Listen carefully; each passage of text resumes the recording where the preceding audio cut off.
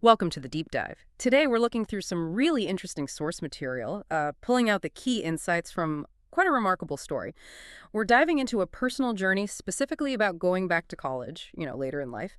It's really about what happens when this deep desire you've held onto for ages crashes into, well, some serious self-doubt and maybe baggage from the past. Exactly. And this source material, it gives us a really close look at someone in her 40s deciding to face these pretty deep-seated insecurities. Yeah. Things about her own worth, her history, which definitely wasn't an easy road. So our goal here in this deep dive is to explore how that journey actually played out.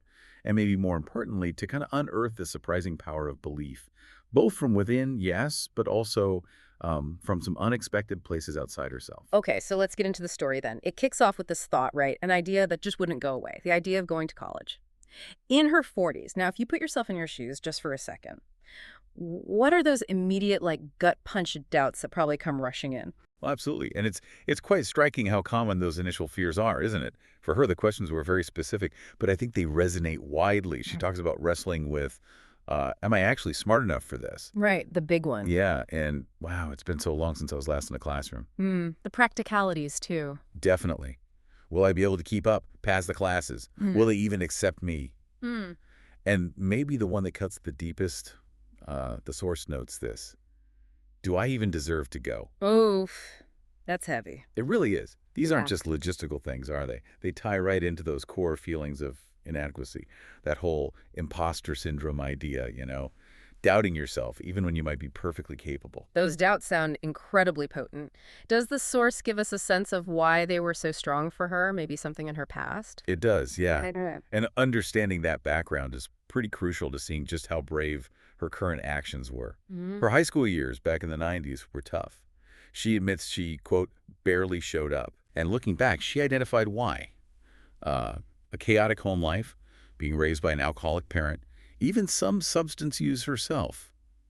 School back then, she says, was more about survival, not growth. There just wasn't the stability or self-worth needed to really engage. That really paints a picture. So, given that difficult start, what was different this time around?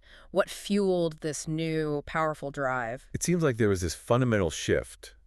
This time, as she put it wasn't about obligation. It was about longing. A longing. Yeah, she just wanted more for her life. Her work background for years was in early childhood development, childcare. Okay. But she clarifies, that came mostly out of necessity, for her own kids. It wasn't really her deep passion.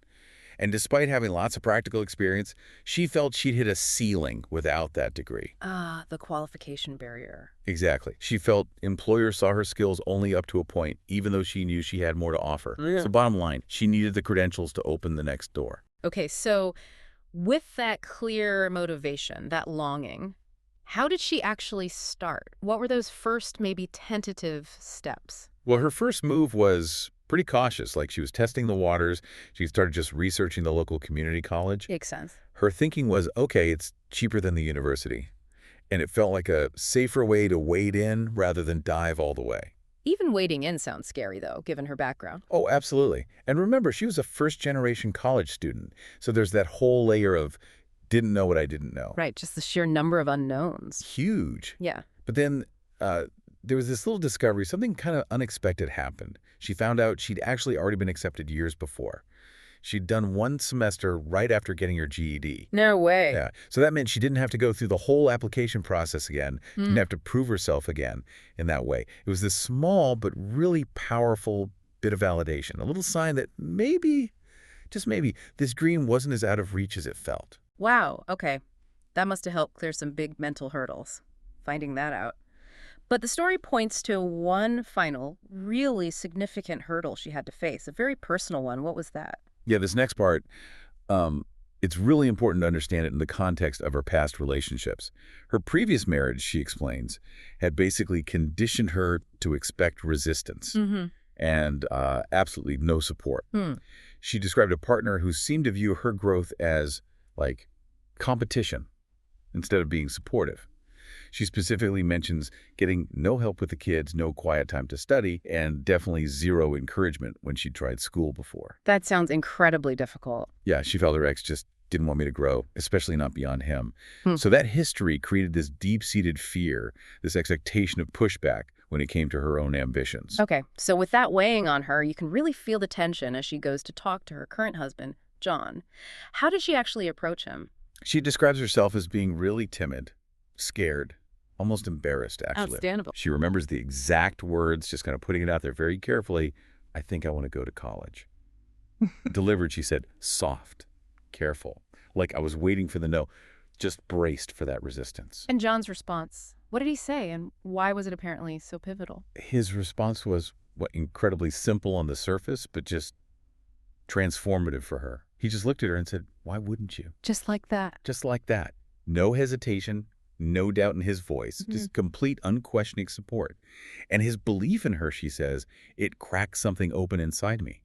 It essentially gave me permission to believe in myself. Wow. It's amazing, right? How hearing that from someone you trust can challenge years of negative self-talk. It provides like a new anchor for how you see yourself. And the shift, according to the source, was almost immediate. From that point on, she started moving, slowly at first, nervously, but forward. And then eventually, she says, she was moving fast. It really is incredibly to think about how years of conditioning, that internal voice of doubt, could be shifted by one single sentence. The core insight here from the source material feels so potent.